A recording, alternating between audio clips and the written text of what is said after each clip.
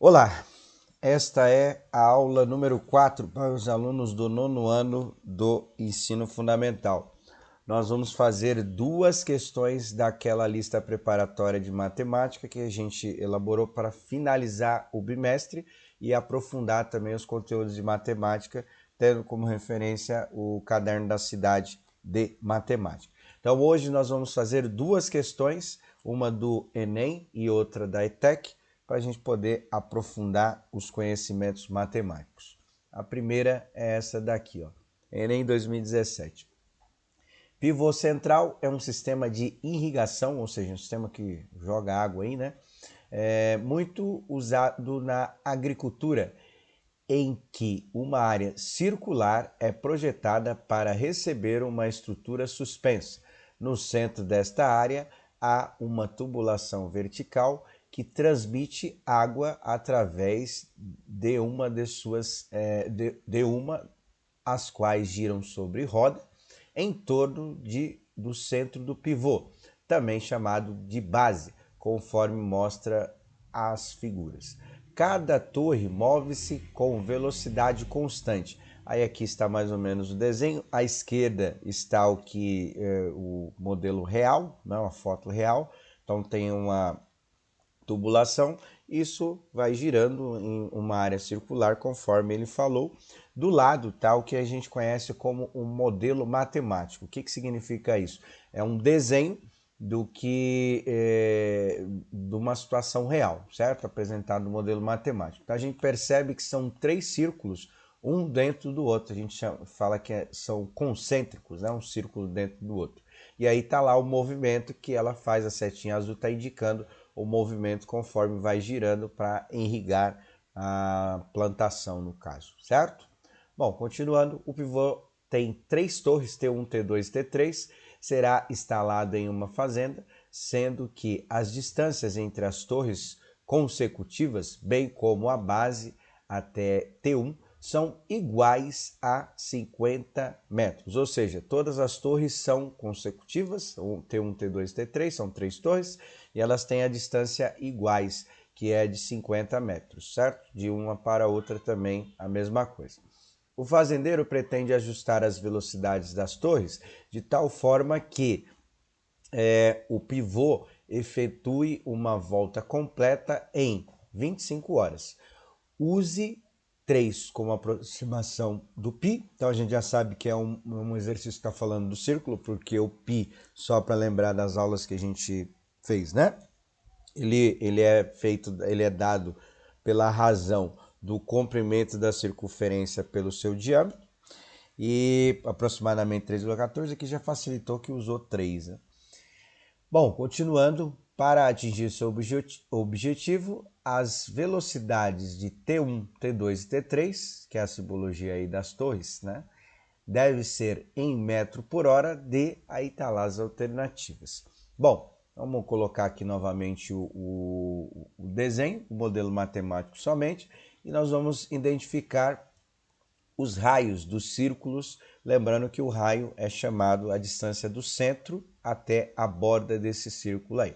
E ele falou da base, que é o centro aí desse sistema de irrigação, até a primeira torre, que está simbolizado por T1, é igual a 50 metros. E de uma torre para outra também 50 metros, ou seja, vai ser 50 o primeiro raio, o segundo raio vai ser 100, porque é 50 mais 50, e o terceiro raio vai ser 150. 50 mais 50 mais 50, ou 3 vezes 50, né?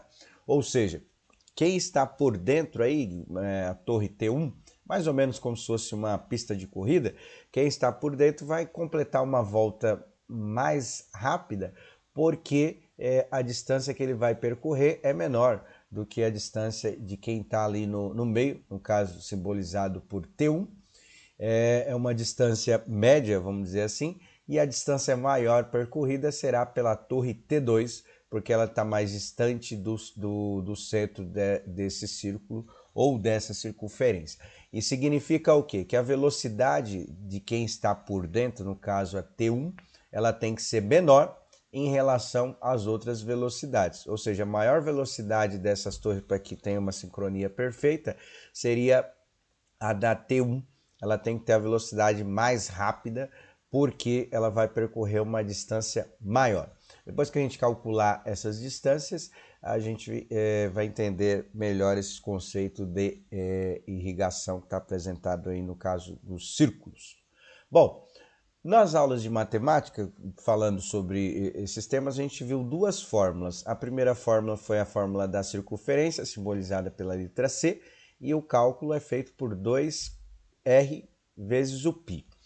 E, consequentemente, a gente tem que ter uma distância em metro ou quilômetro, alguma coisa assim. Eu coloquei em metro porque é o que a gente vai utilizar aqui, a unidade de medida que a gente vai utilizar para esse exercício. E a segunda fórmula foi a fórmula da área, que é π vezes r elevado a 2, onde r é o raio. E como nós estamos falando de área, a unidade de área é metro quadrado.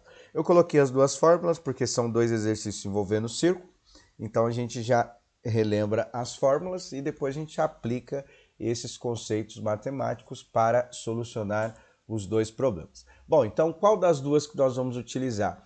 Como a gente tem que calcular a velocidade em metro por hora, obviamente não falou de metro quadrado, nós vamos utilizar a primeira fórmula para calcular a distância percorrida entre as duas torres, que aí no caso é o comprimento da circunferência.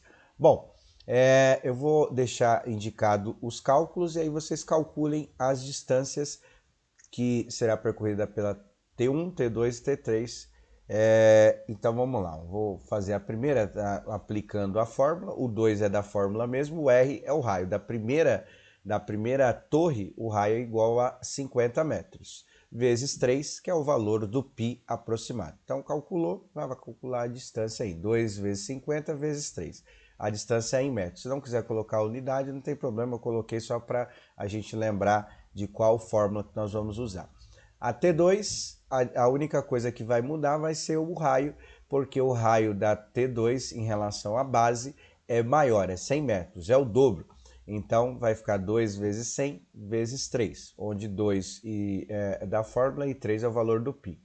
E a última fórmula que nós vamos montar aqui é em relação a T3, o raio é 150 metros, então vai ser 2 vezes 150 vezes 3. Aí vai calcular as distâncias percorridas, certo? Então isso é a primeira parte do exercício. Só que o exercício não perguntou sobre a distância percorrida, e sim a velocidade que cada um vai ter que ajustar. Lembrando que a velocidade é a razão entre a distância dividido pelo tempo. A distância a gente vai calcular na parte anterior e aqui a gente já vai calcular a velocidade, lembrando que ele precisa ajustar as velocidades para que dê uma volta completa em 25 horas. Então ele já deu o tempo, que é 25 horas, a gente precisa calcular só a distância de cada uma dessas torres. Então a velocidade 1 vai ser a razão, ou seja, a divisão, entre a distância percorrida por T1, que está no item anterior, dividido por 25. Tá? E a unidade de velocidade vai ser metros por hora.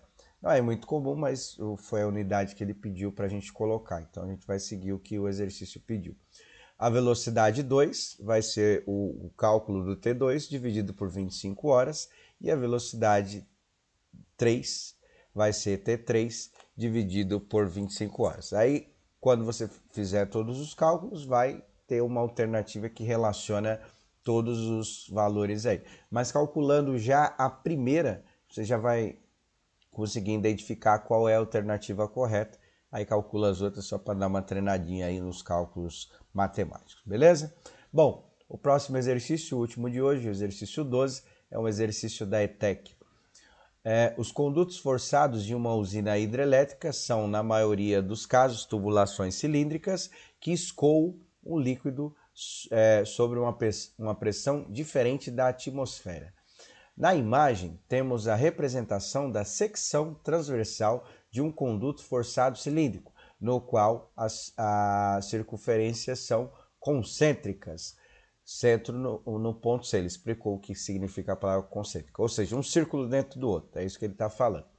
A região ocupada entre a circunferência maior e a circunferência menor é chamada de coroa circular. Então, o que ele está falando? Que é um círculo dentro do outro e isso é chamado de coroa circular. Tá aqui mais ou menos o que é o desenho, tá? Então,